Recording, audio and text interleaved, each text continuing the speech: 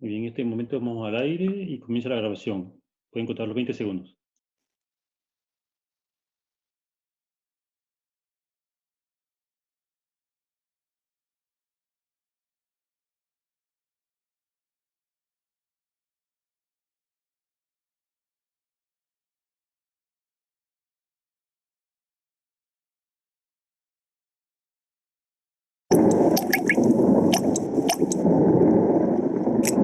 Imagina un río que abastece a una How ciudad. likely is it that your city suffers from water scarcity?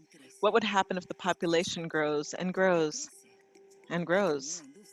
And so does industry, and so does production. 1 out of every 3 people in the world lives in cities suffering from water scarcity related to a phenomenon known as water stress. This affects even countries with plenty of rivers, such as Brazil. We have 12% of fresh water on the planet, but its distribution is uneven. The country's capital, Brasilia, is in an arid, drought-prone region. And in recent years, the water crisis has reached unexpected proportions, forcing the city to ration water. But things are changing. The IDB and RTI have helped the Brasilia government implement a new tool, the HydroBID suite. The goal, to improve city water supply planning, to make it more efficient and less vulnerable to severe droughts. The pilot was implemented here at the Descoberto Dam Reservoir, which provides more than half the city's water. HydroBID hydrological models were developed to simulate supply. These were combined with water use simulation and operation model, WaterLock. In addition, a new WaterLock module was used to conduct analyses and assess the economic benefits associated with water availability and usage. There were workshops such as this one to identify supply system threats and seek solutions. This has helped define 3 scenarios in order to evaluate the city's degree of vulnerability in different situations. The scenario simulation showed that the highest vulnerability occurred in a 50% plus rainfall reduction even after demand management actions were factored in. The pilot project provided analytical tools and guidelines to develop future plans. It also helped different organizations to work together on water plans that take into account the uncertainty of future conditions. We at the HydroBID Technical Support Center continue to assist regional countries in their efforts to improve resource management and foster development. Our HydroBID suite offers tools and state-of-the-art technology to produce water resource models, together with a training program that promotes sustainability. If you'd like to know more, visit hydrobidlac.org to learn how we can help you.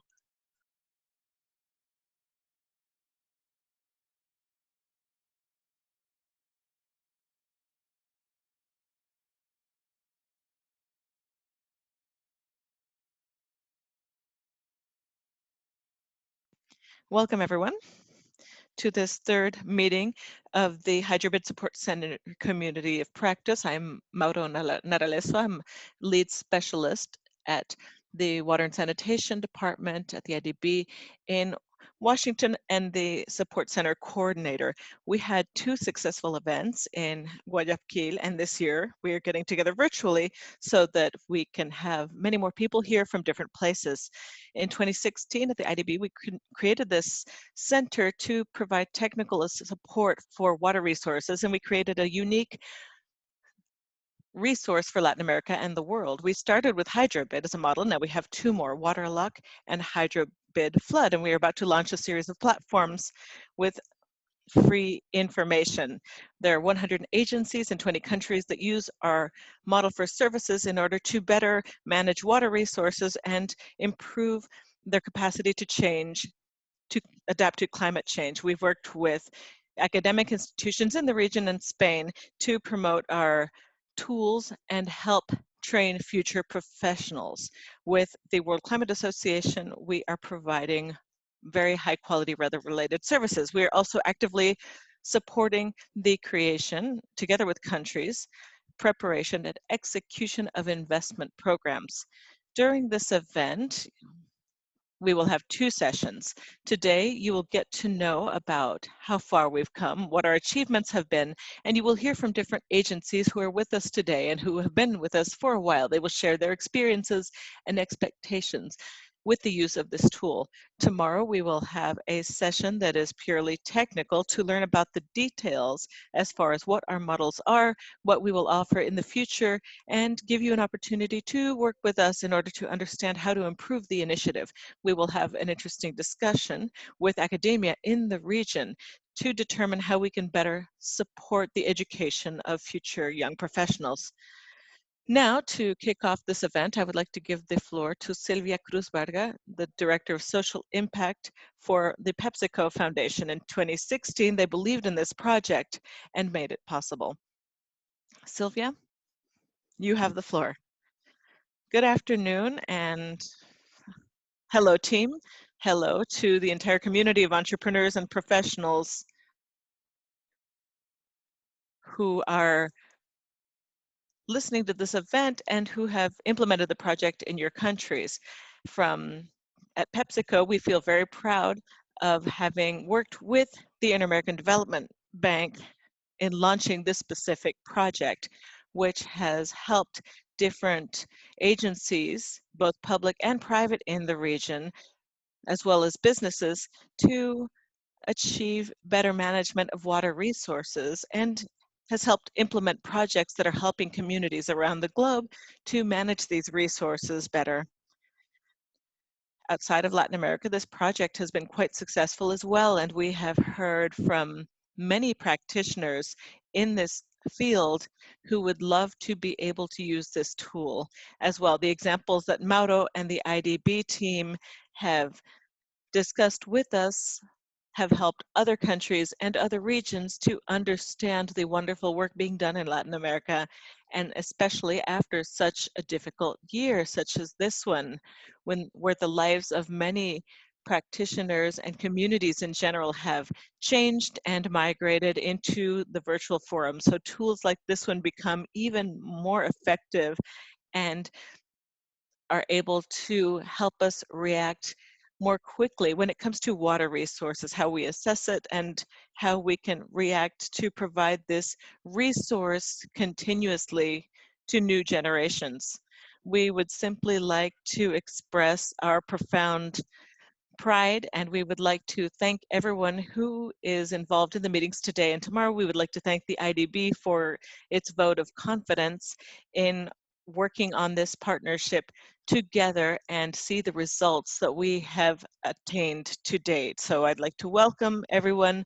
I hope you enjoy this virtual exchange, and I hope that we all continue to learn increasingly more about how to manage this limited resource. I wish you all a very good afternoon. Thank you, Sylvia, and thanks once again to the PepsiCo Foundation for your assistance with this initiative. Now, just a few issues before we officially get started today. There's a Q&A icon at the bottom of your screen. If you have any questions, you can ask it using the Q&A function, and we will answer these questions either via this platform or during our live Q&A session. If there are specific questions about HydroBID, we will answer these tomorrow as well, because we will have a discussion on this topic specifically. What I wanted to explain to you right now, and just in summary, I'd like to talk about the value of what we are doing via HydroBID, and it is quite complex to sum this up in 5 minutes. The reason we created the center, we knew that it was going to be a long-term journey. The solution is not just a matter of providing tools. We need to put in practice a whole set of gears that were quite corroded to allow for the use of these tools in order to better plan and make decisions and design infrastructure plans and public policies and effect a positive change on the lives of millions. So just to explain it efficiently, I'll use a phrase that I heard when I read the IDB's flagship publication, the DIA, which concentrated on infrastructure, and I really recommend that you read it. These are a few phrases that can help us sum up why this effort is vital, but it leaves very clear how this is anchored in the needs of the people in our region and the priorities that we've identified at the HydroBID to ensure sustainable development over the next few years. The first one of these phrases is, for a better tomorrow, we must make decisions today. The only way we can make decisions is if we have proper, detailed information, both in space and time, about what is happening today and what is expected to happen tomorrow. And this is what will help us design better public policies and plans to tackle not only the problems we face today, but the tackles we will face in the future, and managing climate change as well. The second concept is that climate change requires immediate actions in infrastructure. An uncertain future means we need to look at different possibilities and scenarios.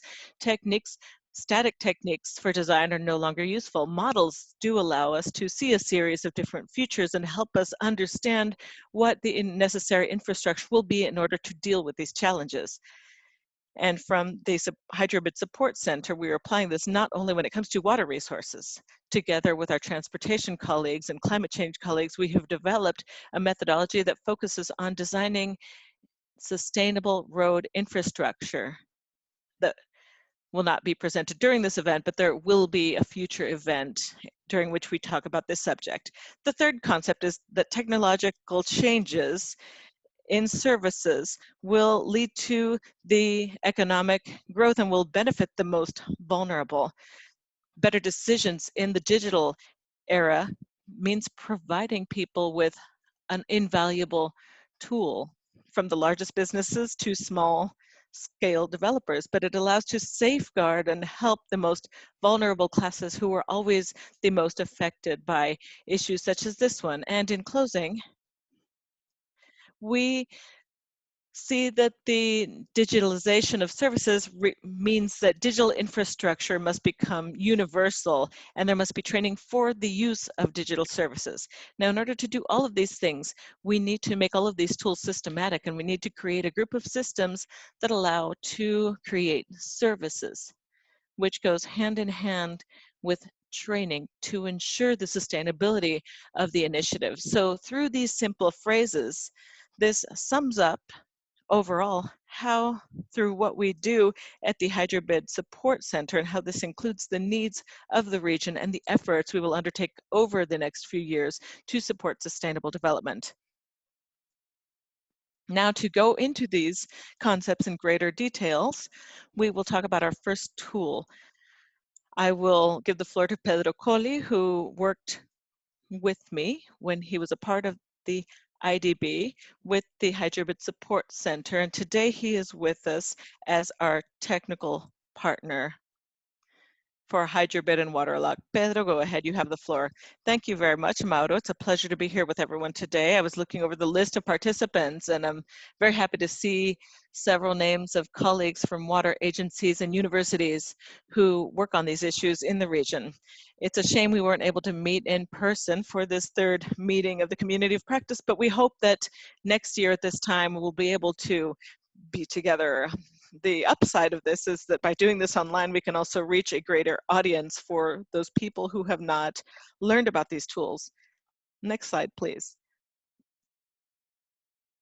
Today, I wanted to present the Waterlock and HydroBID tools. For those who are not familiar with them, I will give you a very brief general description of the tools, and if you'd like more information, you can contact our team or Mauro, but I imagine that many of you already are familiar with them, so I won't talk too much about the technical details of the tools. I will rather talk to you about the applications and how they have been used in 2019 and 2020 and future applications that we envision for next year.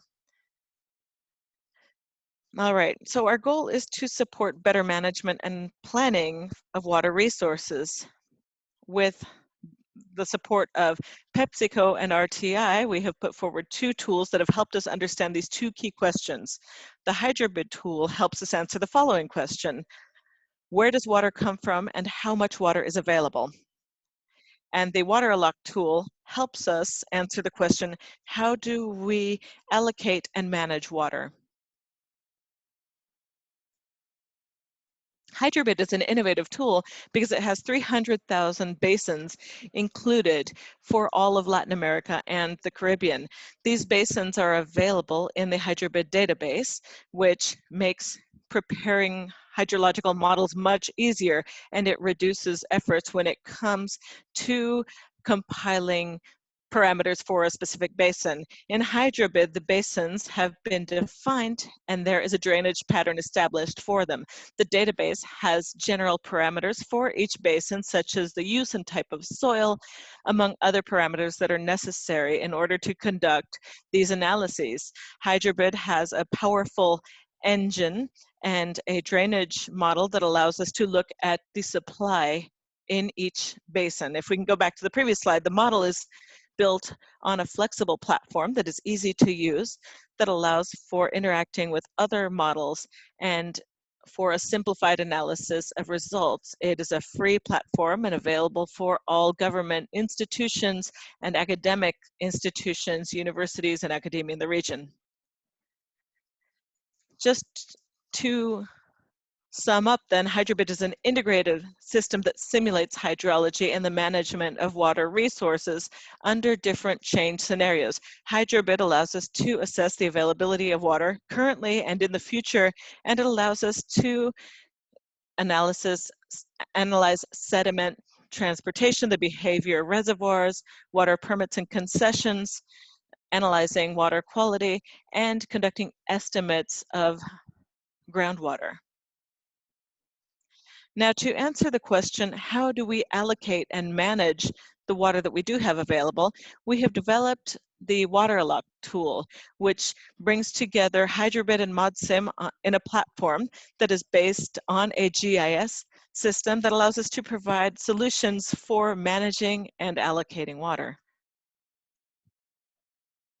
WaterAlloc is a modeling management system that has an interface that allows us to display the HydroBID layers. We can see rivers, basins, and other layers of interest. It allows us to create the ModSim network, analyze, and display the results obtained from our modeling. The hydrological model is done with HydroBID, the tool I just explained to you. The modeling of water operations and allocation with ModSim. ModSim is able to look at complex surface water networks, and it's outstanding when it comes to managing water via water permits and administrative restrictions. This tool also includes other support modeling tools that makes it easier to estimate water demand, developing hydroeconomic costs, and other things you might want to be able to do with your basins. Now, if you look at the image on the left, you can see all of the interactions that WaterAlloc can take into consideration, such as entrance flows or transfers coming from other basins, estimates of aquifers, water infrastructure capacity, the use and demand in water for each one of the sectors, and hydroelectric energy generation, among other things. All of these interactions then in the model allows us to look at the balance when it comes to water and demand and look at different scenarios in order to analyze the impact of new infrastructure, an increase in demand, or other analyses that might want to carry out. Next slide, please. Now I'll talk to you a bit about the applications of HydroBID and WaterAlloc that we have seen in 2019, 2020, and what we're looking at for next year, 2021. This is a big picture, a graphic that shows you the different applications we've conducted throughout Latin America and the Caribbean in different countries. These are not all of the applications. These are the ones that the bank has been developed with the RTI, but we've also developed other implementations of the HydroBID tool in other countries, and these implementations have been led by specialists such as yourselves who have been trained already and who have conducted trainings for your agencies. In Bolivia, for example, Bolivia has a training program underway led by coordinators of the community of practice. They're providing these types of trainings in the country. But I'm going to show you a few of the examples that we have developed over the last 2 years so that you are able to better understand the reach that we have had. Last year, we developed a training program, as we have been doing over the last 3 years. In 2019, we focused on 4 countries: Argentina, Mexico, Panama, and Paraguay.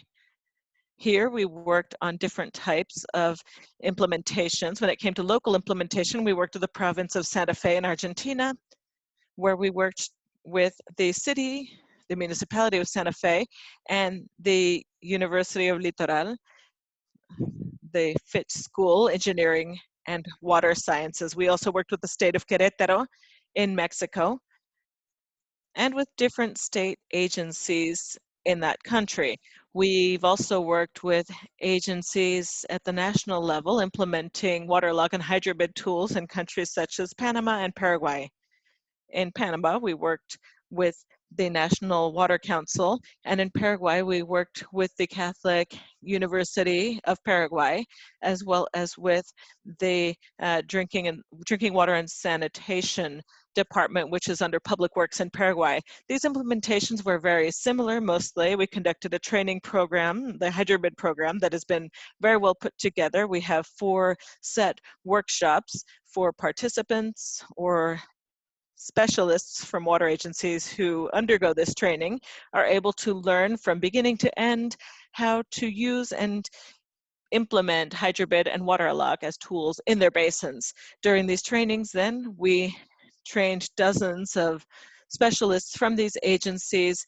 They prepared analyses, studies, and reports for each one of the basins that they analyzed. Next slide, please.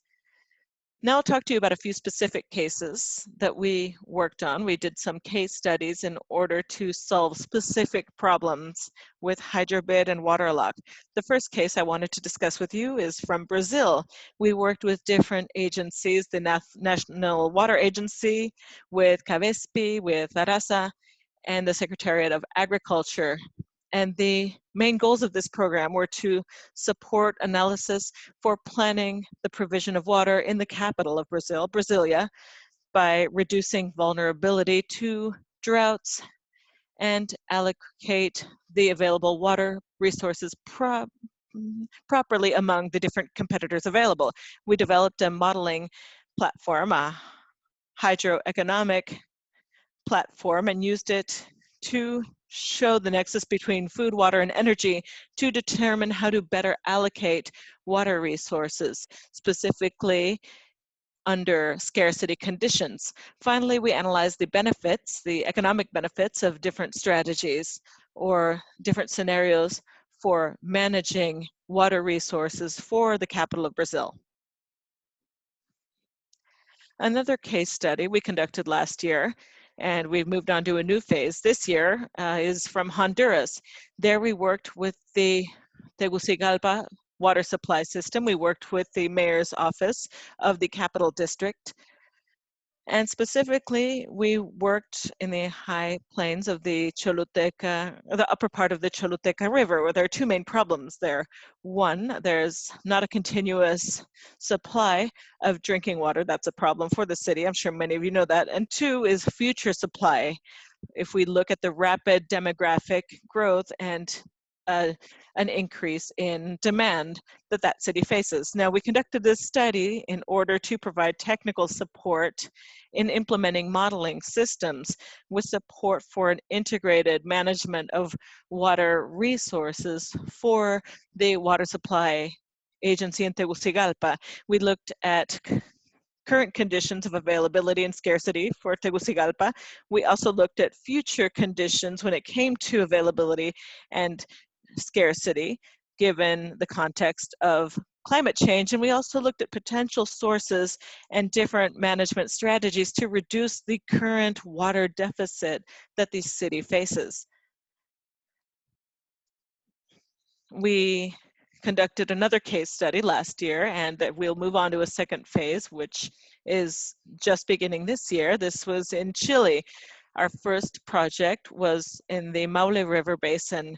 We conducted a modeling study there with the goal of determining what the economic impact would be for the hydroelectric sector and the agriculture sector by 2030 and 2050 if we took climate change into account. This study we did together with the Chile Foundation under an initiative for water analyses 2030. The Malo River has been affected by climate change, as different basins in Chile have been. I'm sure you've seen this on the news in the last few years. They're facing a severe drought in Chile, and these effects are seen mainly in that there is a low trend when it comes to rainfall, and these conditions will become more pronounced over the next few years. For the study then, we conducted several diagnoses, a diagnosis of water, current and projected water supply, different scenarios for water use with waterlock, and projected water supply given climate change and different scenarios of changes in the river basin. We also conducted a hydroeconomic model as we did in the previous project. Additionally, this year we are starting a new project in the Maipo River, looking at different water scenarios with the support of the IDB. This project will have as a goal to establish indicators and thresholds for the categorization of droughts, also to establish an early warning system for droughts, and to develop stages for a response to droughts. Another project that we just began a couple of months ago is in Peru. A GEF program developed by the IDB and implemented by WWF. We are creating a system for a study of the watersheds that provide supply for the city of Lima. Here we are implementing HydroBID and waterlock, these tools, in order to learn about the current and future hydrological situation in the basins that supply Lima, which are also facing certain problems given droughts over the last few years and climate change. We are analyzing the current and future water infrastructure, and we are also going to create a model for foreseeing precipitation and a model for optimizing reservoirs using HydroBID, and you will be able to access this very shortly. We are also offering a training program for the different agencies involved in the Lima area who are in charge of managing the city's water. And finally, I wanted to talk to you about two future applications that we will conduct in 2021, 2020, 2021.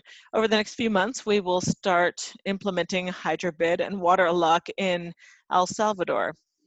We are going to focus on the trinational basin of the Lempa Rio, the sub-basins Rio Sucio and Rio Acelhuate, with HydroBID and waterlock. And the next program that will begin next year will be conducted in Colombia, one under the COMPAS program, run by the bank, which brings together water operators in Colombia to improve the management of water resources. This will be an interesting project because with the suite, the HydroBID and waterlock suite, we will bring in 4 to 9 water operators so that they may learn about the water situation in their basins and look at different scenarios so that they can create plans for water security in their respective areas of influence. And the last project that we have on tap for next year is working in the Magdalena River Basin, which is a large basin, with CORMAGDALENA. And the idea is to create a support system for decision making in this large basin. So these are the applications that we are planning. This is what we have done over the last few years, what we will be doing in the future. If you have any questions, you have my email and I'll be happy to help you. Thank you.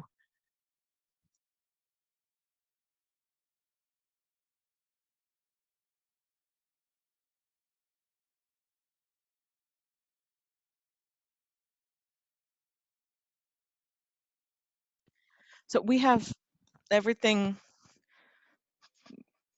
that will be covered for next year, and we are always hoping to receive information from new agencies wanting to obtain the support. So moving on then, we'll move on to our other speakers to talk about HydroBID as a support tool for planning and decision making.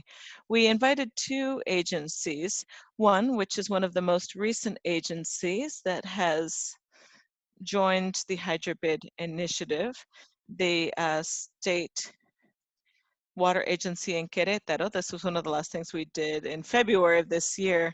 And we have COREBE, the regional corporation for the Bermejo River. And they have been working with HydroBID since before the support system started. They gave us the green light for the pilot project and have been along with this initiative for quite a while now. So I would like to give the floor to Jose Luis de la Vega, the director for evaluation and monitoring for Querétaro University. Welcome. Thank you, Mauro. Good afternoon to everyone. It's my honor to be here with you from the city of Santiago de Querétaro in Mexico. Can I move on to the next slide, please? Thank you. It's an honor for me to convey cordial greetings on the part of our Querétaro Water Department, Enrique Avedro Rodriguez, and also convey our appreciation to the IDB, Fundachico and Hydronia, who have provided a great deal of support to us for this project related on training for the use of the HydroBID and water alloc applications. And we've also enjoyed the support center's support.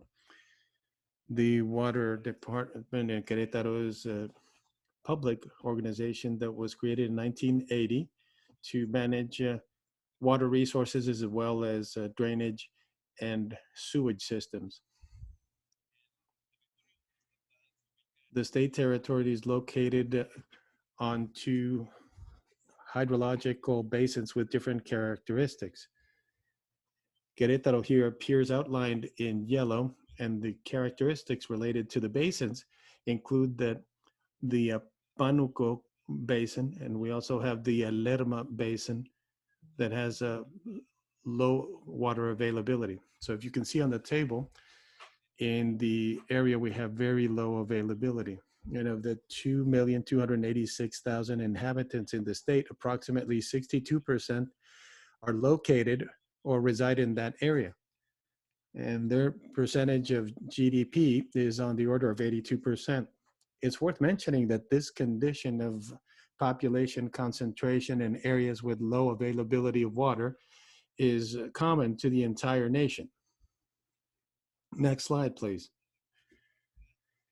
The causality is primarily due to the economic development of the metropolitan area of the city of Querétaro, which also has one of the highest demographic growth rates in the entire nation of Mexico. As you can see on the map, the state territory has a corridor that crosses the entire state, and that corridor is primarily focused on industrial activity. This growth rate clearly brings about consequences which include an increase in the water demand as well as sewage systems. And in each one of the applications, agricultural, public, and industrial, we have an increased pressure in the demand. The lack of surface water in our state, we don't have many rivers, and the ones that we do have, quite frankly, have very little water availability. Next one, please. This lack of water surface or surface water availability has led to an over-exploitation of our aquifer system over the last 20 years. Unfortunately, this has led to groundwater levels going down drastically, as we can see here on the slide. You can see the depth of our water supplies, and in some cases we have to dig as deep as 450 meters to tap into the aquifer. The current demand in the metropolitan area is approximately 3.2 cubic meters per second. And by 2030, we expect a 30% growth in the population, which of course, when you complement with an increase in water demand, tends to increase the water use rate. So we are currently examining the expansion of the existing systems. And the purpose would be to manage and use our existing water resources in the most efficient way.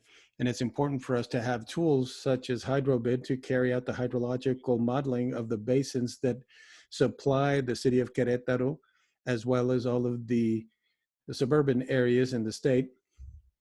And bid flow will allow us to understand what the current water availability patterns are. Based on everything that I've already mentioned, between 2019 and 2020, the CEA implemented HydroBID in different basins that we manage in the state. And by applying the methodology with the support of the experts, and Pedro has already shown us the tool. Next one, please. So we focused our study on the Querétaro River Basin for the purpose of understanding its function in a much better way. As you can see on the map, you could see how our water resources flow from the northern part of the state towards the southwest part of the state, which borders with the state of Guanajuato. So understanding this capacity of natural water production and the analysis of that is allowed by all of the HydroBID tools led to us developing a water balance. And we see some data here. The most important thing here is that we can conjugate the elements related to the availability of the resource and match it to the population growth. And what Mauro mentioned at the beginning, and Pedro did as well, climate change, like everywhere in Latin America, is affecting us in a very severe way. In some places we have floods when we have atypical rainfall. And having these tools, we will be able to have better results related to our effort to quantify our flows, as we can see here on the graphs. Next slide, please. And they will allow us to come up with flow curves and availability curves. Another key aspect of the model is that it allowed us to visualize potential climate change impacts that we can see here.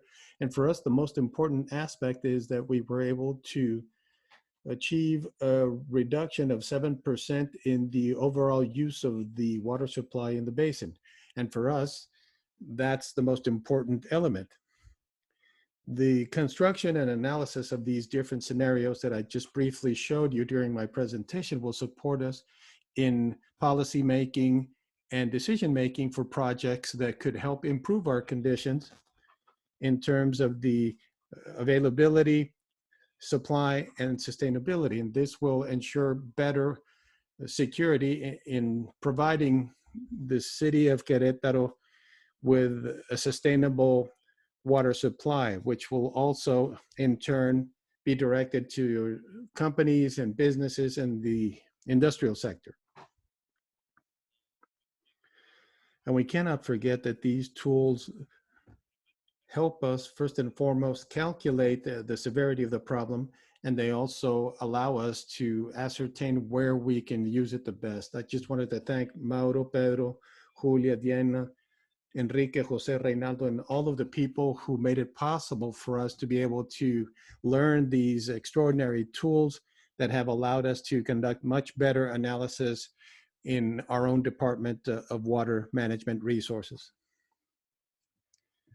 Thank you, Jose Luis. Your presentation was fascinating, and it's interesting how you've managed to make some improvements in your water use levels in Querétaro. Next, I'd like to yield the floor to Eduardo Castellano, and who has been a very old friend of ours. COREBE has known about HydroBID longer than I have. They've always supported it, and so Edgardo, you have the floor. Thank you very much, Mauro. Thank you to the HydroBID team, who has always supported us and has been supporting us since 2012 when we began with this effort.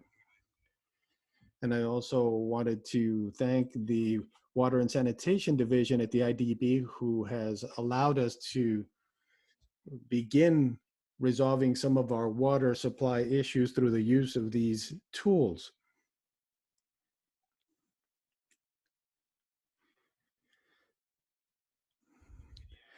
So I wanted to just discuss COREBE briefly. It's an interstate organization that was created in 1981, and it was a result of an agreement between the federal government and the provinces of Jujuy, Chaco, Formosa, Salta, Santa Fe, and Santiago del Estero.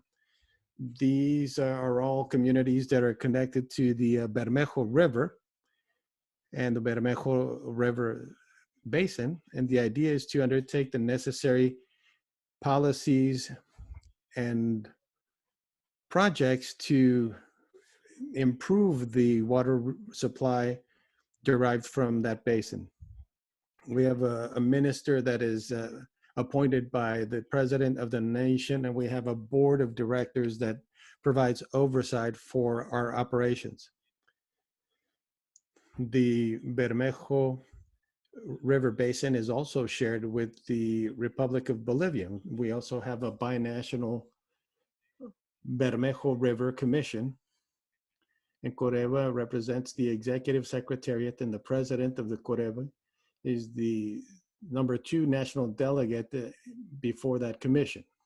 Next slide, please.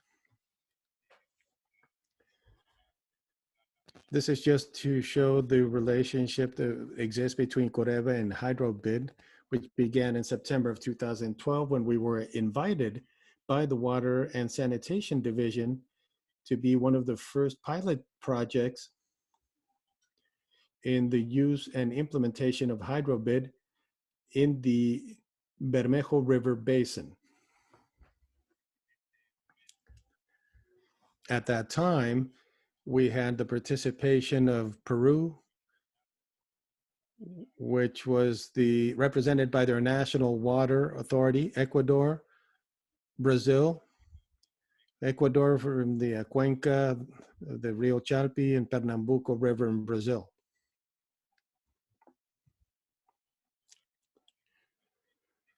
The Bermejo River Basin is one where we have approximately 11.9 thousand square kilometers for Bolivia, and there's a larger share with Argentina.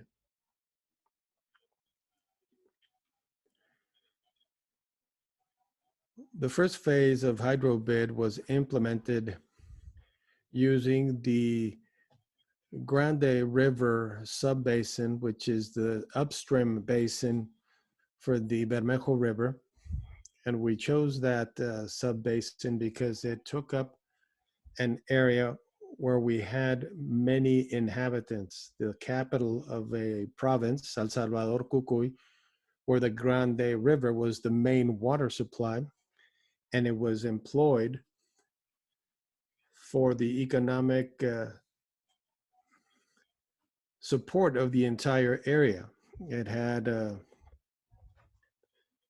large basin surface, and we conducted a number of climate change studies to analyze the runoff and flow patterns of the basin, as well as the existing river network. The methodology is the classic methodology. There's a water supply availability analysis, climate scenario evaluations. And so at that time, we combined the HydroBID model with the WIB model, and we subsequently identified and evaluated the different adaptation measures.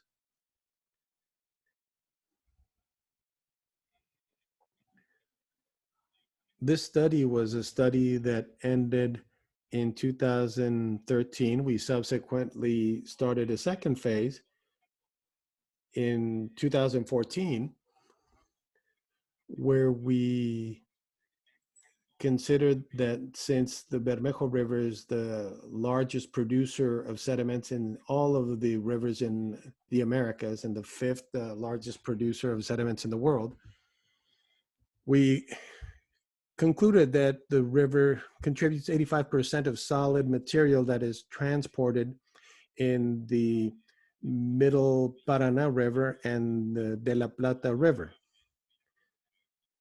And this doesn't affect the transportation capability for these rivers, but other areas that are connected to them. So during the second phase, in addition to the hydrology model, we adopted or coupled it with a sediment production model in the basin. And we were basing this on the Bermejo River contribution of solid sediments. So within that framework, we analyzed different models that included the HydroBID, and this led to the proposal of an implementation of a model, a Gravilovic model, and this was implemented in the sediment model that is employed in the HydroBID tool. For this study, we used what we refer to as the region 2 of the multiple exploitation of the high Bermejo River basin. That was a plan that existed at that time that used a different model that had a lot of data, and based on the physiographic and climatological characteristics, we were able to define certain regions in the upper basin. We selected a specific region because that's where we identified 47 sources, also 57 dams, and 48 potential locations for hydro energy facilities. So we conducted the analysis for flow patterns as well as sediment buildup patterns to try to see what we could project to the future. So taking into account what in Argentina are the key principles for water policy, where it states that the movement of water does not recognize political or administrative borders, but rather physical laws, then hydrographic basins towards aquifers constitute the territorial unit that is most suitable for planning and management water resources. That's one of the key principles in Argentina, and based on this, we are working on the next phase of our implementation, and this is in the high Rio Bermejo basin and the Grande River basin.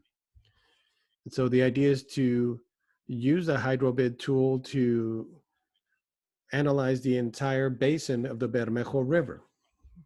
In this case, we had a number of participants, including the Bermejo River National Commission, the COREBE, the OTMPB, which is the National Technical Organization in Bolivia, as well as the IDB. This was done because starting this year in COREBE, Argentina has the pro tempore chairmanship, and it will allow us to work with the Bolivian nation in this development. And this is what we are beginning at the present time. And in terms of supplementary activities to those being done with HydroBID, COREBE since 2012 has been working with the National Commission of Spatial Activities in Argentina. And in our work with that organization, we were able to launch the two satellite organizations, SAOCOM 1A and 1B, or Band Eld. And these work with Italian satellites, and these satellites afford us the ability to measure soil moisture content because they operate with the L band. And one of the parameters that we wanted to analyze relates to information related to HydroBID, but we are able to collect and map this type of information in real time. Additionally, I wanted to highlight all of the training activities that we began to develop this year through the use of workshops, in some cases, introductory workshops that we imparted to many water resource management agencies located in Argentina. And parting from that point, the idea is to conduct HydroBID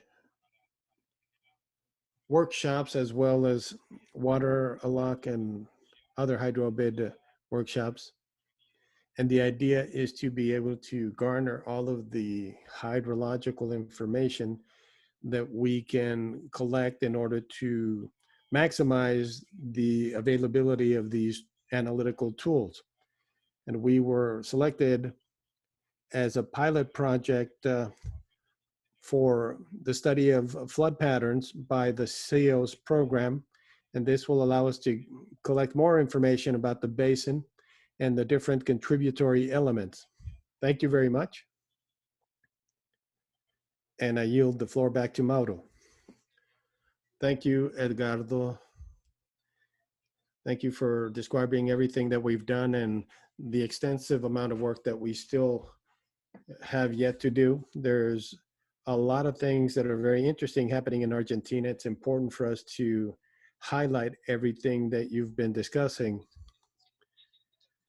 Now I'd like to invite Jose Luis for 1 second to activate his camera and perhaps pose a question that I think is interesting. And clearly something that's of keen interest to stakeholders is what has been the benefit derived from the use of the HydroBID software, and what do you foresee being able to do moving forward? Well, it's an excellent question, Mauro.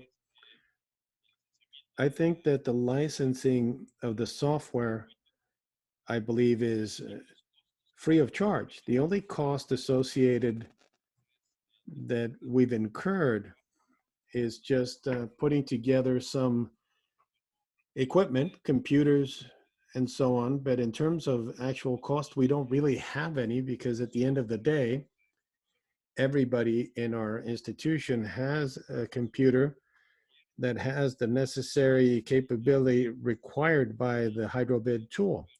HydroBID is an open software platform, so it's free of licensing and it doesn't cost anything. And we are very grateful to the IDB for its support, because they provided all additional tools free of charge. Again, the only cost really involved is getting the necessary computers to be able to use these tools here at our agency. As I showed you, or should I continue answering, Mauro? Yes. Sorry. Regarding the Querétaro case, as I was stating, we are very heavily impacted by flooding, like other areas.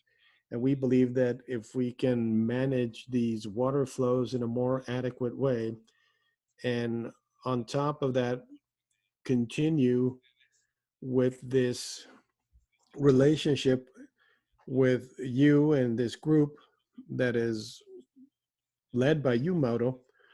We believe that we can have a larger number of people trained in these tools, and not only within our organization, but as it's already been stated, we can also get more people trained in universities.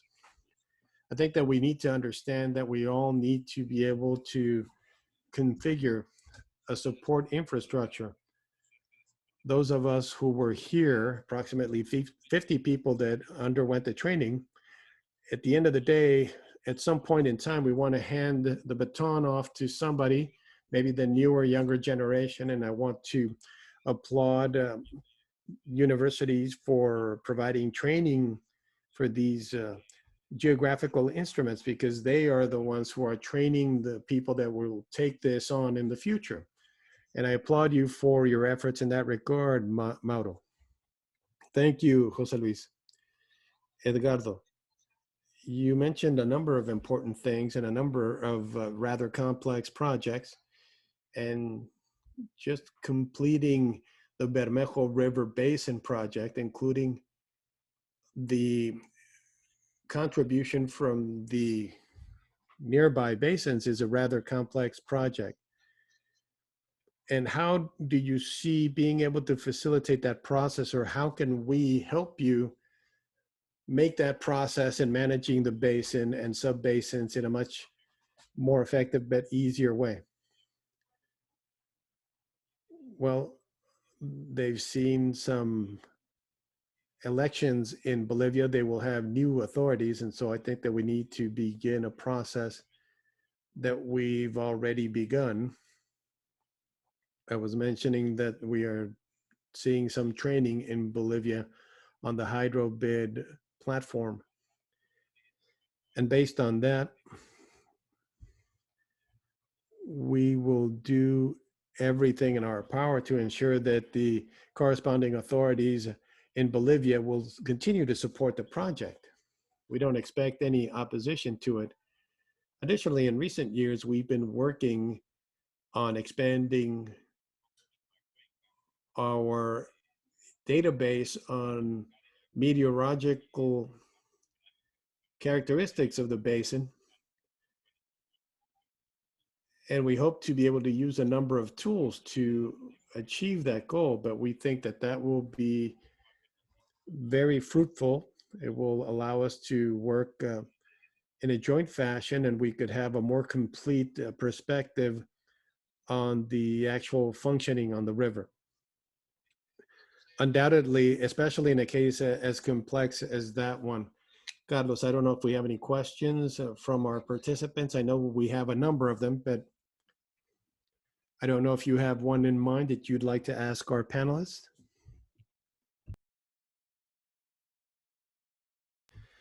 Yes, Mauro, good afternoon.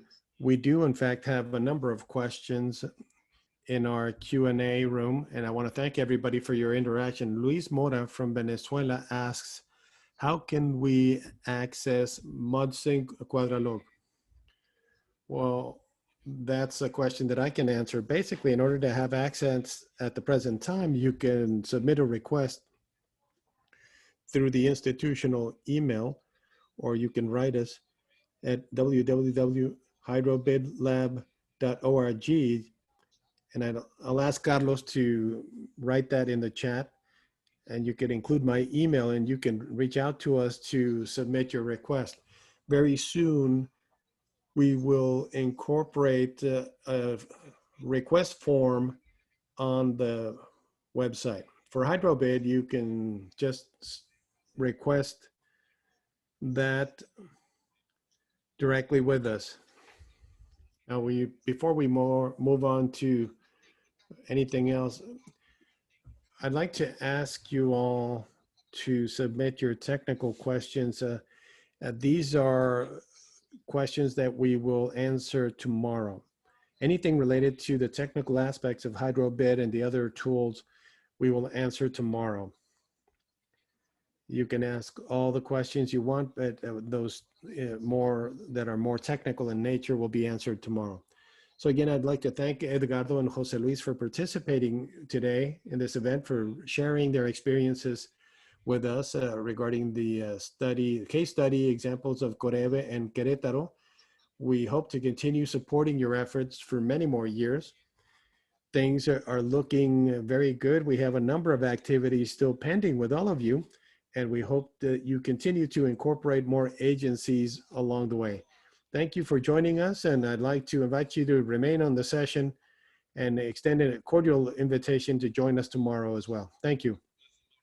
Thank you, Mauro. Now we have a short video to show you as an introduction to the second part of the workshop. Can we improve flood prevention and management? 300 kilometers from Uruguay's capital lies the city of 33, home to 25,000 people. This is where the Yerbal Creek meets the Olimar River, a river used for irrigation, drinking water, and effluent discharge. It is also a source of sand and clay, and its beaches are popular in the summer. This area has seen many floods. Due to its location, the worst took place in 2007 after heavy rains.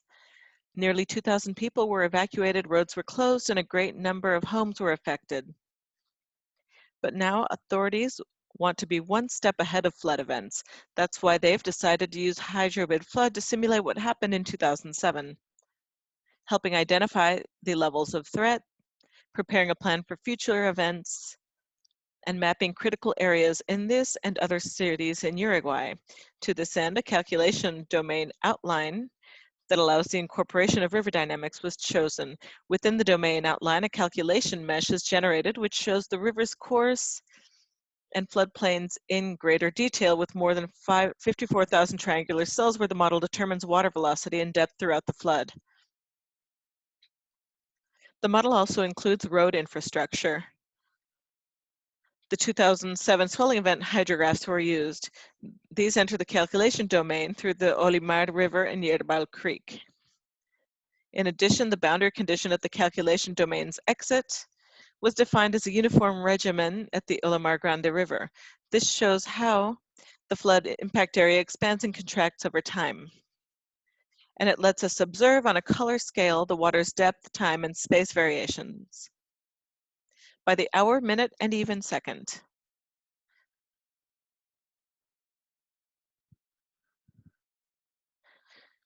We see the water depths during the flood and its extension obtained in actual measurements.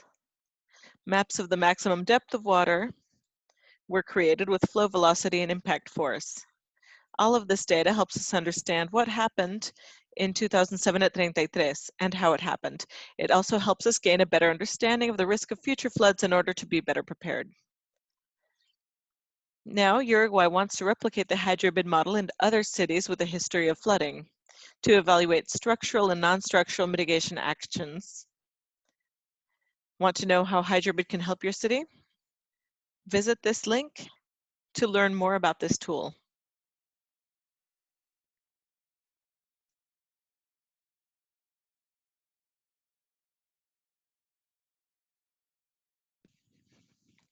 Before we talk about HydroBID flood, I actually didn't move on to a brief poll that will pop up on your screen now.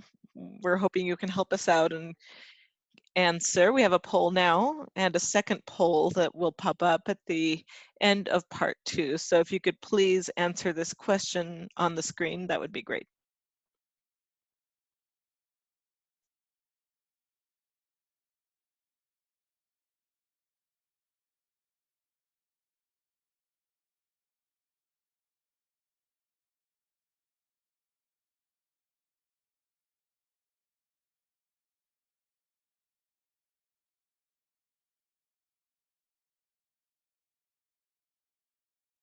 While you're answering, we'll move on to talk about our second tool.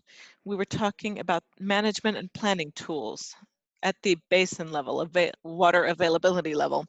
But sometimes we need greater detail, not just for management, but for design, planning, prevention mitigation for events such as floods or designing master drainage plans. So in order to do this then, we've implemented HydroBID Flood with the help of Hydronia LLC, and Reynaldo Garcia will present on this in just a minute. Reynaldo, you have the floor. Thank you very much, everyone. I'd like to thank the IDB and all of the participants in this event. The Hydronia team and myself,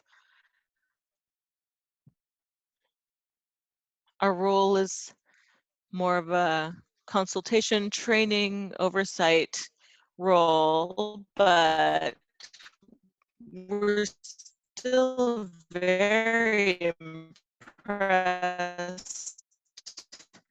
Made.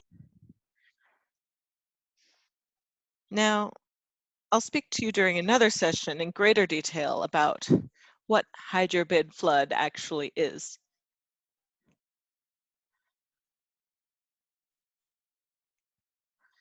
But really, I would like to focus this presentation on what was achieved during 2019 and 2020 when it came to implementing this model in the region.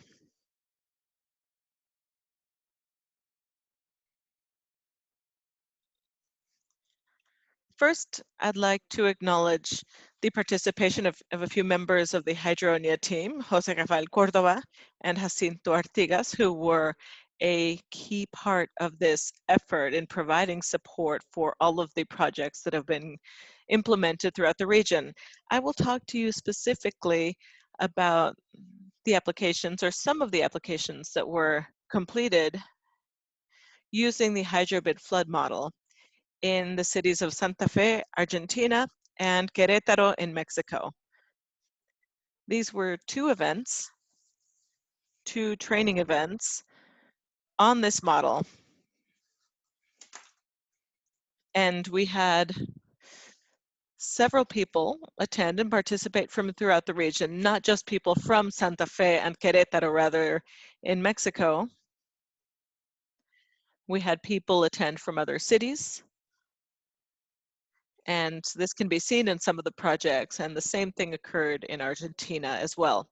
The HydroBID flood model, as I was saying, we'll talk about it in greater detail tomorrow.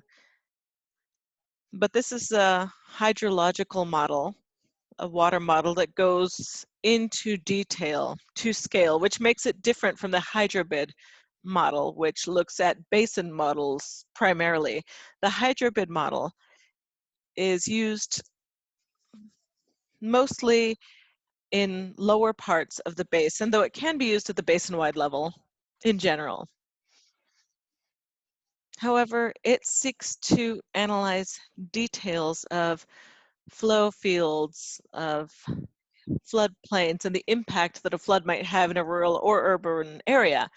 So what I'm going to do is explain to you a bit about these projects that were implemented in 2019 and 2020.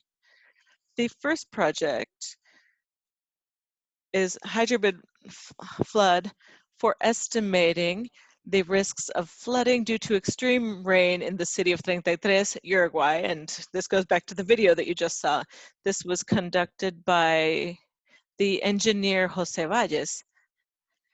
And the goal here was mainly to try to reproduce floods that occurred in 2007 in the city of 33 in Uruguay that had a huge impact on this city. The goal was to determine if, using this model, we could reproduce the impact that the flooding had had in the city.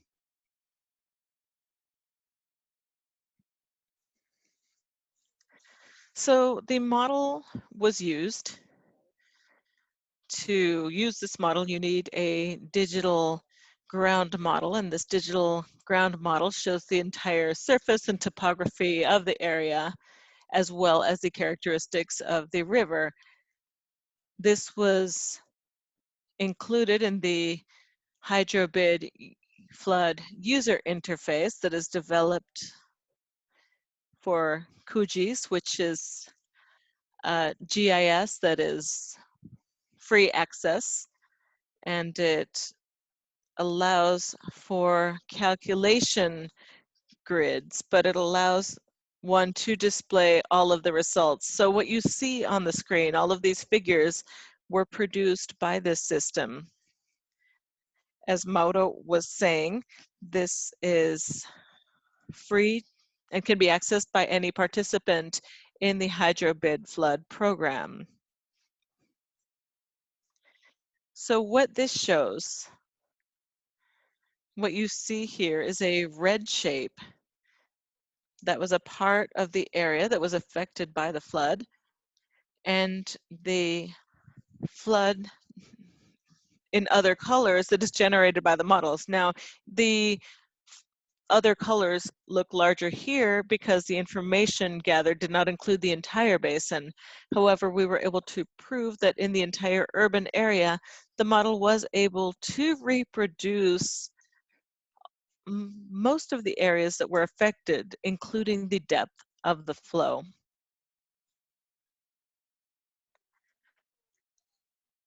In addition to the showing the flood itself, the model shows the speed of the flow at every part of the calculation graph. You see the speed, the map with the maximum speed, which comes from the hydrodynamic modeling, meaning that you can see the areas where the flow attained its maximum speed and other areas where the speed was slower. There is another series of maps that one can generate automatically using this model, threat assessment maps, for example, that might be useful in order to estimate risks in areas that are prone to flooding. And the image to the right is one of these maps. In this case specifically, this is an impact force map, which is the force exerted by the flood at each point in the area studied. So you're able to evaluate by using this model the impact that it might have on specific structures in urban areas. And you can assess whether or not the impact force of the flood might cause structural damage to buildings.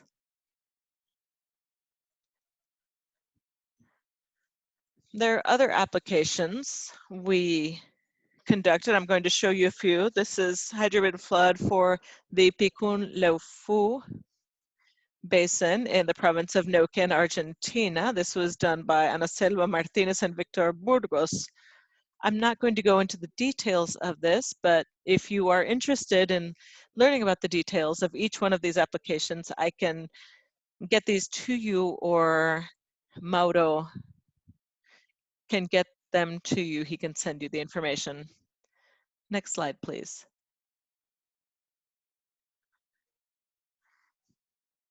Here, the goal was to study, first of all, the hydrology of the basin, but also to assess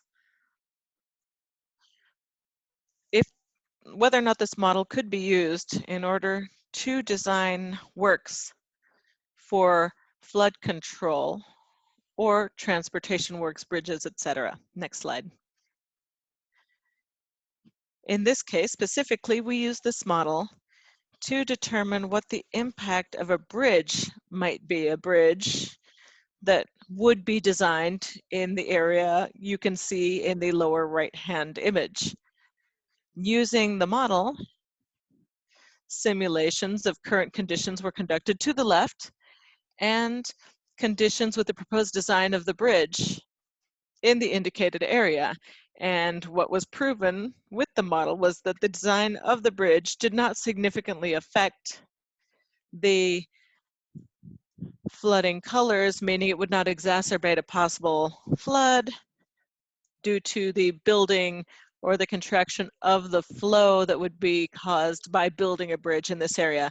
So the model uses tools that can integrate hydraulic structures, but other structures as well, such as bridges, and can assess what the impact these structures might have during a flood event.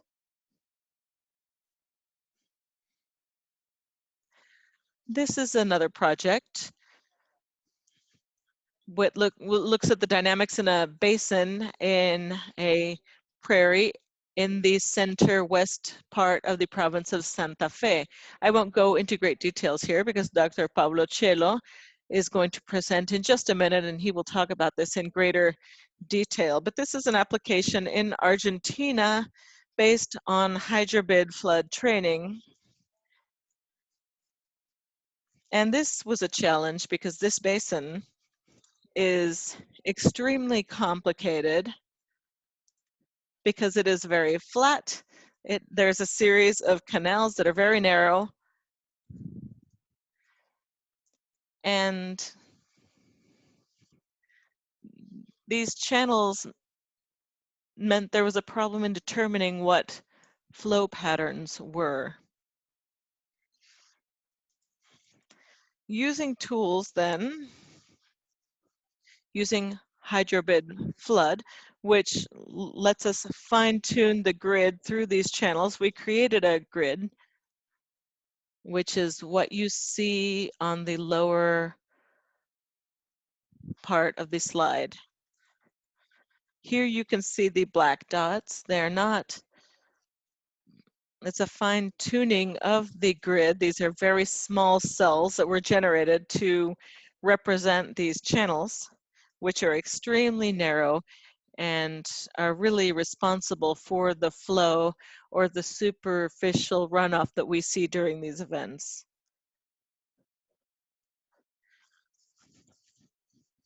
In spite of the fact that the project has concluded, it will be continued. There is interest in continuing with this project, and Paulo Sello can talk to us in greater detail about the goal and how this will continue to be developed. But basically, the model allowed us to create flow patterns due to rain events that occurred in this area. And it represented accurately the dynamic of superficial drainage or runoff in this area, which, as I said, is an area that requires great demands as far as factors for computation. Another project, and I'll move on to Mexico here. This was done in the city of Guadalajara. This is using HydroBID flood in the sub-basin of the Atemajac River in the cities of Guadalajara and Zapopan in the metropolitan area of Guadalajara proper. This was done by the engineer Alan Preciado, and it was quite interesting because a digital ground model was used and it represented the basin quite faithfully, and the goal was to study floods in that part of the city of Guadalajara.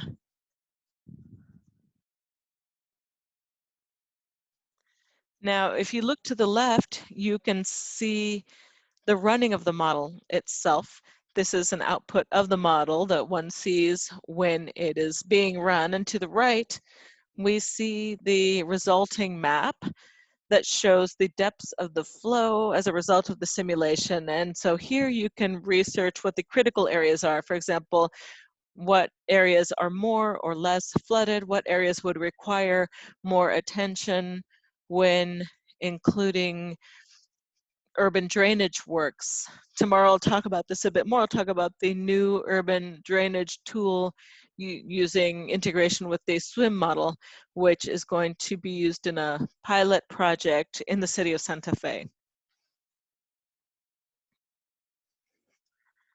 I don't have much more time, but I will mention that we also implemented a project called Defining Flooding Areas using HydroBID flood, using or creating risk maps due to flooding in the municipality of Tlajomulco de Zúñiga. These are Mexican place names, and this project was implemented by Jose Carmen Sanchez Estrada, and it was very interesting because in this project, all of the participants None of the participants had conducted modeling projects before, and due to their training, they were able to complete a project and obtain quite interesting results.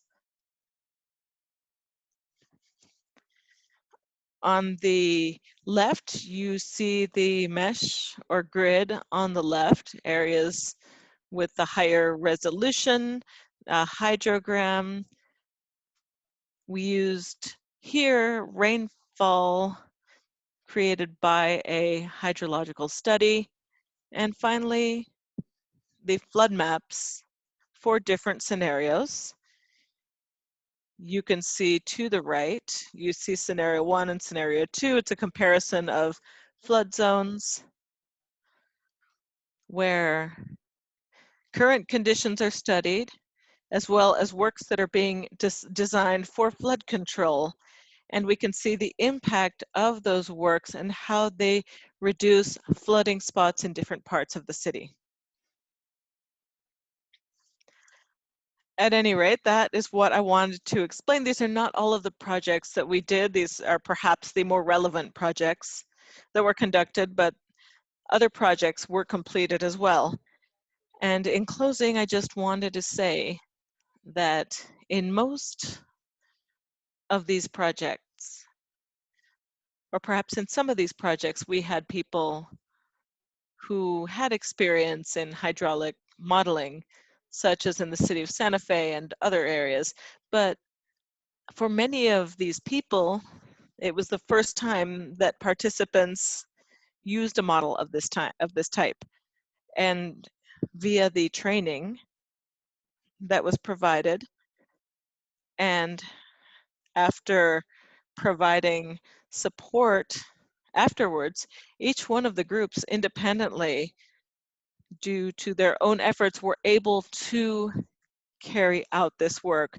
That is one of the goals, and I think that's one of the most interesting goals, is that the Inter-American Development Bank's initiative in this regard means that there is an effective transfer of technology, so that groups from each country are later able to continue to carry out this work and continue to receive training to study independently later on. So that is what I had for you. Thank you very much for listening, and I'm here in case you have any questions.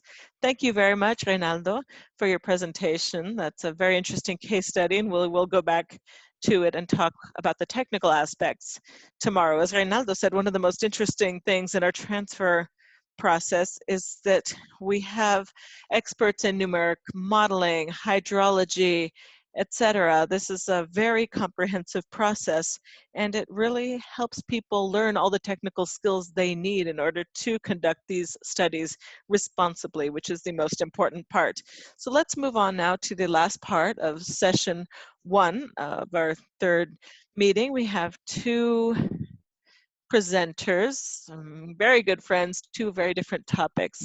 Paulo Sejo, first of all, from the Municipality of Santa Fe, Executive Director of Advanced Management for Santa Fe, and he's going to talk to us about how to use this model when it comes to decision making in urban areas. And then we're going to talk about a case. We will hear about how to provide support from a support standpoint, support for a basin as large as the Rio Magdalena Basin. So Paulo, you have the floor. Welcome. Thank you very much. Well, first of all, I'm going to talk about a project that is underway in the city of Santa Fe. And the goal is to solve problems, urban drainage problems. Floods due to rain events and drainage, as well as floods due to swelling. It's a complex area. We are in a floodplain with different hydrological characteristics. This project will begin on November 9th under the auspices of the Inter-American Development Bank. And we have the very valuable technical support from Hydronia. Using HydroBID flood, in this case, we added a hydrological model, river flood 2D, with the swim urban drainage model as well. Next slide, please.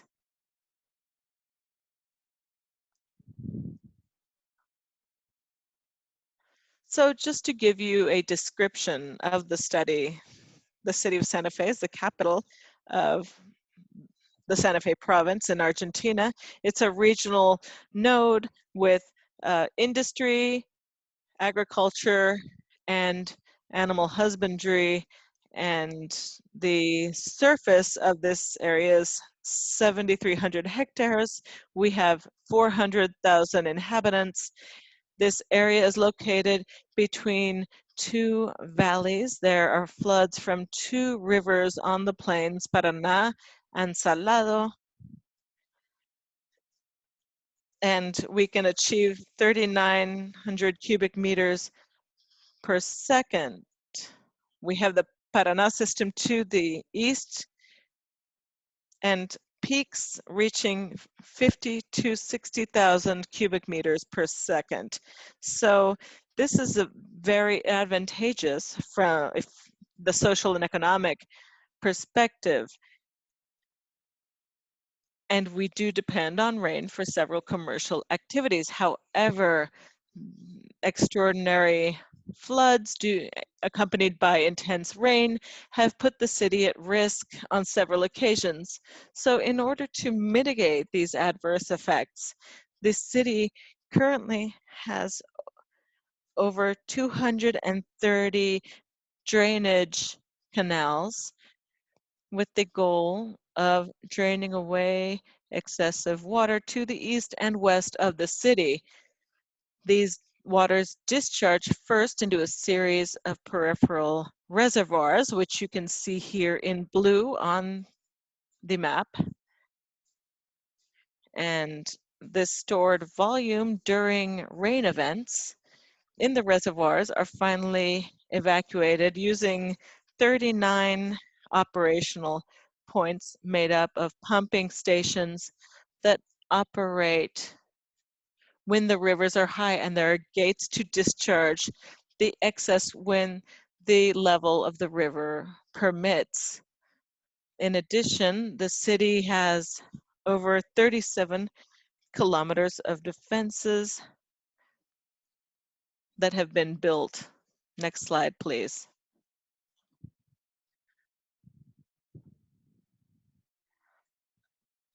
The issue is that due to climate change in the region, since the 70s, we have seen an increase in annual precipitation over the historical average during the rainy season. This has brought about a significant increase. Previous slide, please.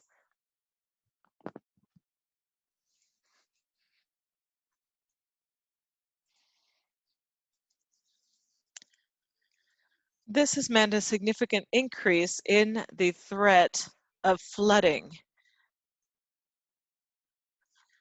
The risk of flooding is extraordinary, as well as the chance of extraordinary rains. And we also have a series of factors that have led to increased water vulnerability, meaning population growth brings along urban development that oftentimes doesn't have the proper land use associated with it. And as a consequence, there is an occupation of the plain and advancing into green areas. We add a drainage, limited drainage system because our topography is extremely flat, and we have a drainage network that has not been adapted to the current situation. So superficial runoff during rains has increased drastically, specifically because the impermeable surface has increased as well, and because rain events are increasingly frequent, intense, and copious. the interaction between an increase in vulnerability, water vulnerability, and water-related threats leads to a significant water threat that we need to resolve. Let's move on to the next slide, please. For this reason, the Municipality of Santa Fe, through their government plans, proposed the establishment of an advanced hydrology technology system made up by two principal components. One of them is a monitoring network with different meteorological variables and different pumping stations.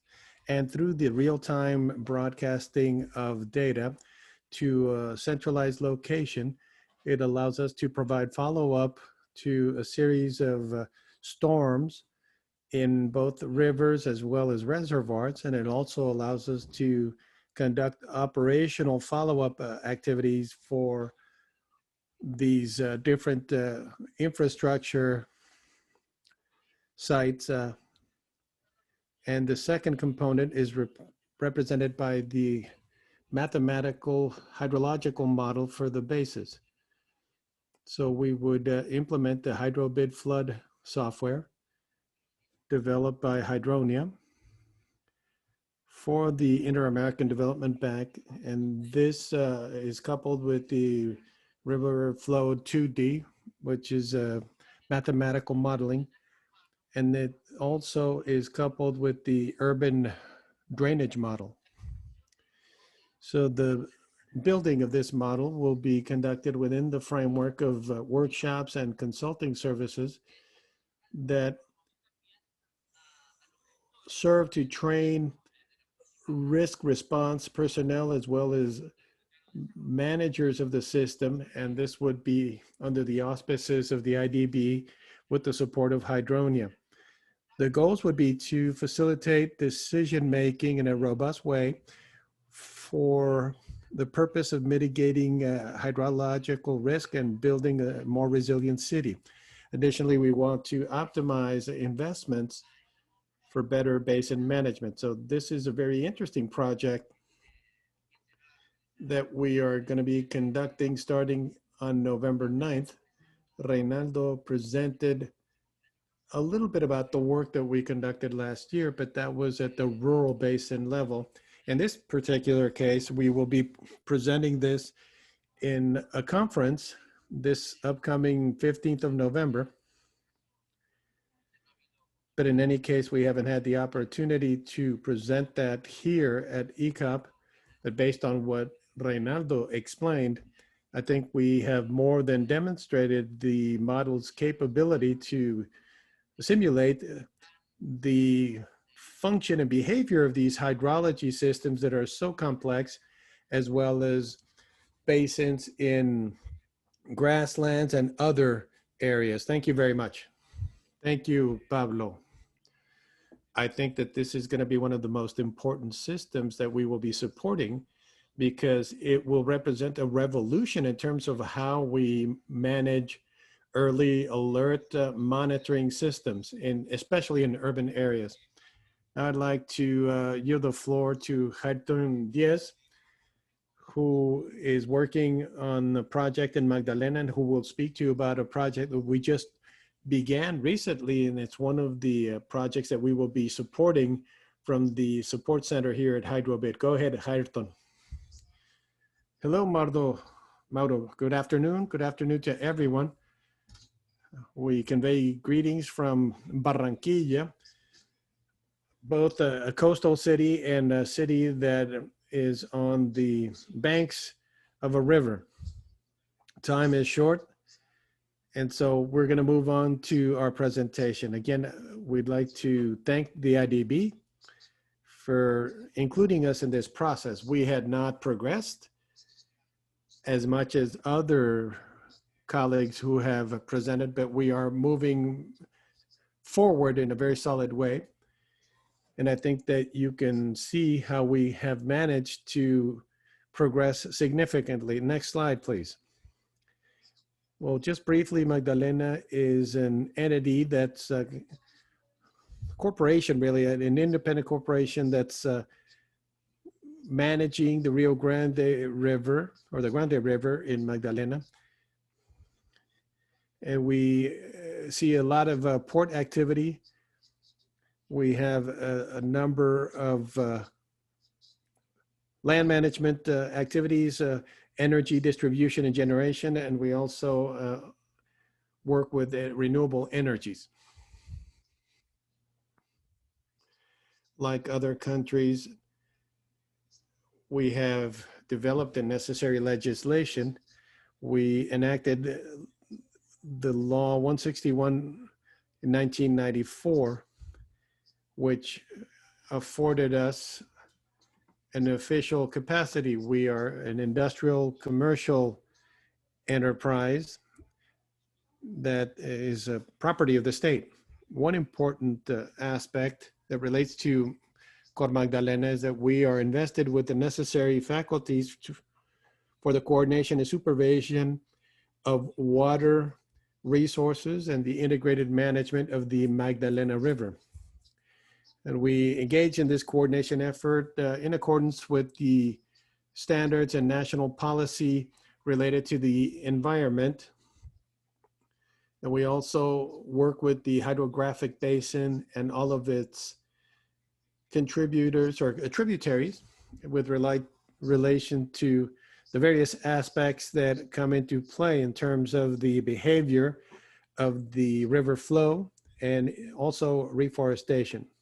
This also addresses issues related to water contamination and artificial flow restrictions. And this is what we've been working with the help of the IDB, and we believe we've progressed very nicely.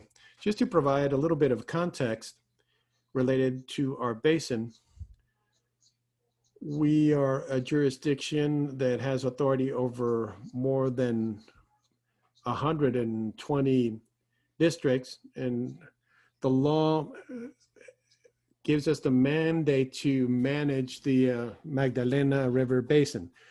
But this involves many areas, the Pacific Basin, Amazonia, and other regions. But we have primarily here two rivers, the Magdalena River, which is on the right and on the left, that is very close to that black line, is the Cauca River. Both rivers are born in a location that are very close to each other. One of them is in Páramo, and both of them extend downward and they finally come together at the bottom. And this basin is extremely important, and I will detail a little bit more about the impact of these flows and what we're trying to develop.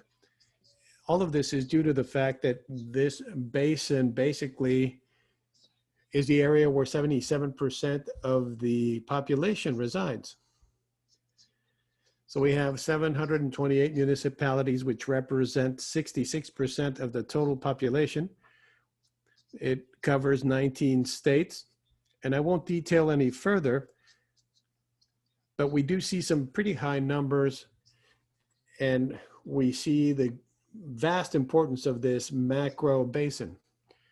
Now, when we talk about intermodal aspects, we're talking about transportation, land, and railroad systems. We have a number of intermodal centers, 9 in total.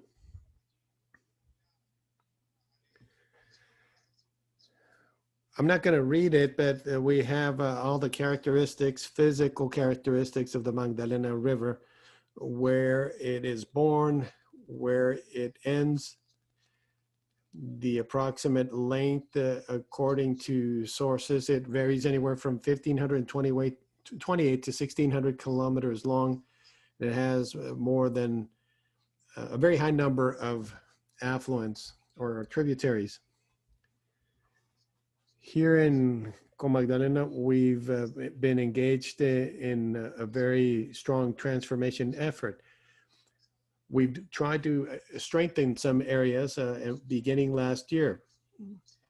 And the Minister of Transportation and the Director of CORMAGDALENA committed to ensuring that our structure be more sustainable. In that sense, we've been developing a number of agreements in terms of land management, electric infrastructure development, and also water management issues. And we can mention some aspects related to the integrated water management system. And we see how in some ways the country has been implementing a number of improvements. Within this institutional framework, we are working hand in hand with academia, primarily with the Barranquilla University, who provided a great deal of support in our hydrological studies for the feasibility studies conducted for the Magdalena River navigation potential. Additionally, we have an inter-administrative agreement with other agencies to establish the socio-ecological and dynamics in the spatial domain.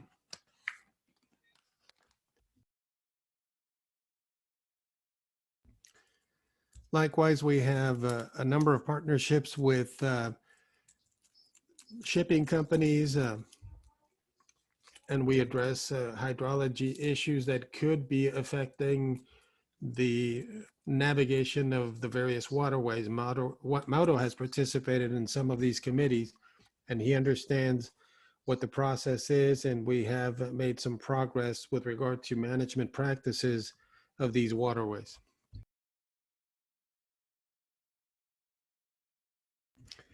Now, when we talk about interoperability, CORMAGDALENA has some research that we've been conducting, and one of the tools that we will be using relates to HydroBID floods, and we want to focus on a monitoring system. It will be a permanent water monitoring system of the river and its tributaries.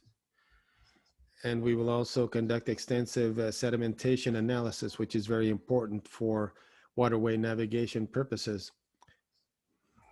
Another important region is the Cauca, and a big instrument there is the planning component. And we have a master plan for the basin by law, but we are trying to engage in a more sustainable planning process for the Magdalena River Basin. And what we want to incorporate also is a continuous monitoring system. Of great importance is that last year we had our director visit the city of Washington, D.C. And unfortunately, Mauro showed up and he talked about these tools, and we had the pleasure of having the support of the IDB to be able to implement this flow model, or this HydroBID flood model. We conducted a number of workshops with Pedro, and I think that in a very short time frame, we will be able to implement all of these models. With regard to early warning systems that would be working in our national system in Colombia, our system in Colombia is FUSE. This is the early warning system, early flood warning system. And we also have agreements with other regional authorities for water management purposes. Now, you might ask yourselves, what does Holland have to do with the IDB and so on? Well, we have very important collaboration with different stakeholders at the international level, and their intervention with us has been very positive. With this, I just wanted to mention the management plan, but just briefly, the phase 1. For this year, we are currently on phase 2. So on the third bullet, we're talking about the design for the river hydrological model using the HydroBID and HydroBID flood tools. Phase 3, which would take place next year, depending on how the pandemic evolves. This crisis has been very helpful to us because we've been able to make a lot of progress on the platform, the building of scenarios for the hydrology model. We've developed a coordination, follow-up, and implementation protocol. We've engaged in extensive training, and the Ministry of the Environment has also been very helpful in this process.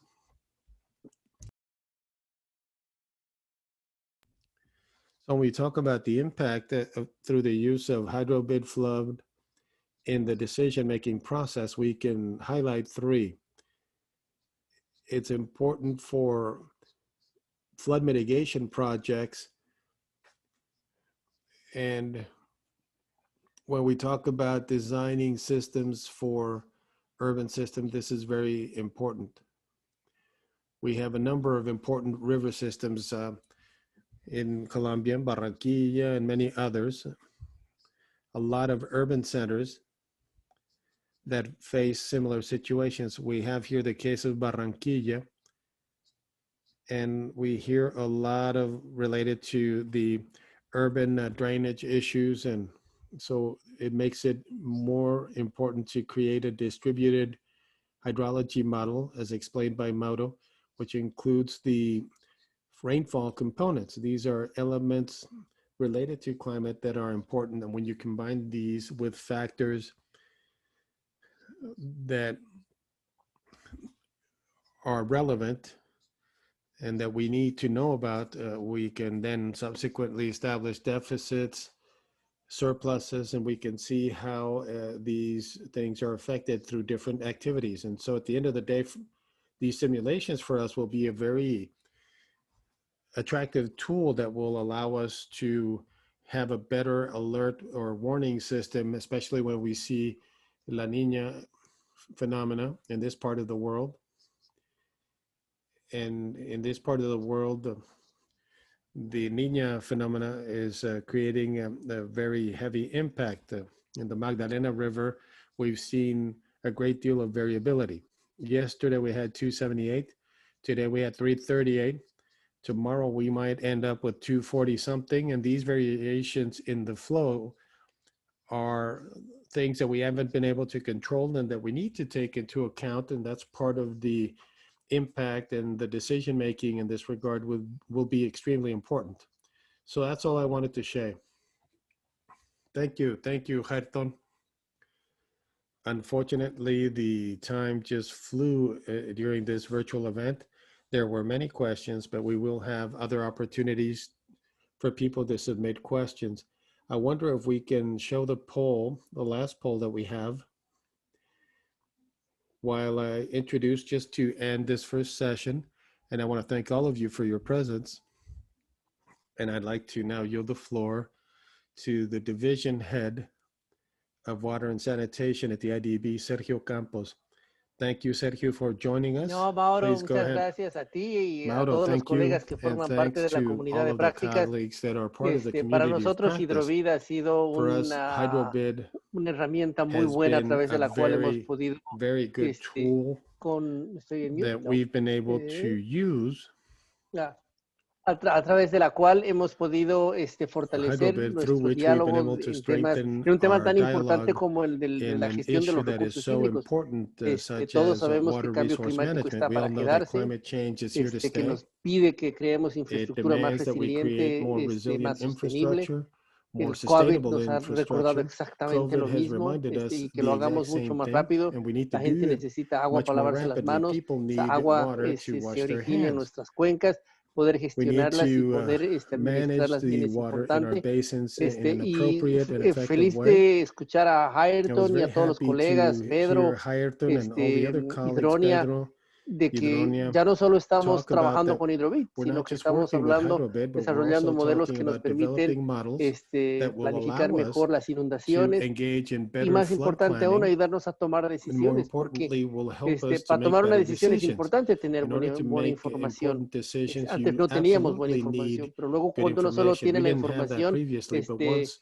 we get necesita good herramientas para information, poder tomar we need to decisiones, be able y poder to contar con una also use herramienta tools como for better decision making and HydroFlood, y tools such as HydroAlloc HydroFlood and facilita mucho nuestro trabajo, ¿no? WaterAlloc Facilita mucho el really justificar facilitates our las work. It decisiones que estamos haciendo, facilitates que sean the técnicas justification y que no se for the demoren lo que decisions se that we demoraban make. antes, ¿no? They're Porque para poder llegar science-based and they a don't tomar take las that long, decisiones o los because in análisis order que hoy for en us día se to hacen con make good decisions, we HydroBID, need proper HydroFlood y analysis that can HydroAlloc, be done with tenía que pasar mucho tiempo, HydroBID ¿no? and Felices, HydroFlood. orgullosos And many de times these contar things con el can take apoyo a de long todos time. So ustedes, we're very de que la happy and very herramienta esté proud siendo de of una everything you've utilidad achieved, importante. and we're very glad to Hace see that 4 this is a años tool that has empezamos been very esto. useful Hoy en día ya to all of you. tenemos estas 2 We started herramientas with más. this 4 years ago. Más de 100 Now we agencias se han have 2 more beneficiado de la tools. More than herramienta 100 en agencies have 20 países. benefited Esto from the ya se use está of this tool. exportando a otros More than países, a 20 Asia y a countries África. have as well. This is Estamos being también exported trabajando to con la other parts of Organización the world, Meteorológica Africa. Mundial, la We are definición de trying to hojas de link up rutas. our Ese es un activities ejercicio with the que World seguramente pronto Meteorological lo vamos a Society at compartir the con global ustedes, level, ¿no? and very soon we Obviamente, hope to share mucho de other esto no tools with podría you. ser realidad sin el Of course, apoyo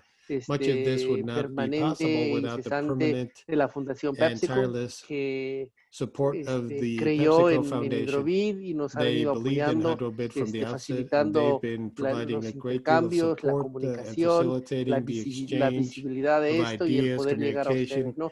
Entonces, a attaching greater los visibility to colegas, all of this, as well socios, as to all of you. So, amigos de la Fundación to our PepsiCo, colleagues un from saludo the especial, un agradecimiento Foundation, especial. PepsiCo Desde la Foundation, División we de Agua del wish to Banco, extend our thanks. seguiremos From the Water Division comprometidos here at the bank, apoyándolos we en el continue to cumplimiento be de los firm in our objetivos de commitment to all desarrollo of your que efforts. permitan We garantizar hope to que support you nuestra in all región of your esté preparada para development atender los temas de objectives, and cambio we will work climático. tirelessly Sin to más, los invito a help que nos you acompañen mañana overcome this climate a la change otra serie de issue. sesiones en las cuales We hope to see vamos a you seguir tomorrow, compartiendo whereby we will conocimiento con la engage in comunidad de other práctica. sessions, Muchas and we gracias will a be todos. engaged Que in tengan un feliz día. broader discussion with our community of practice. Thank you very much, and have a wonderful day. Thank you, Sergio, and thanks to everyone for joining us.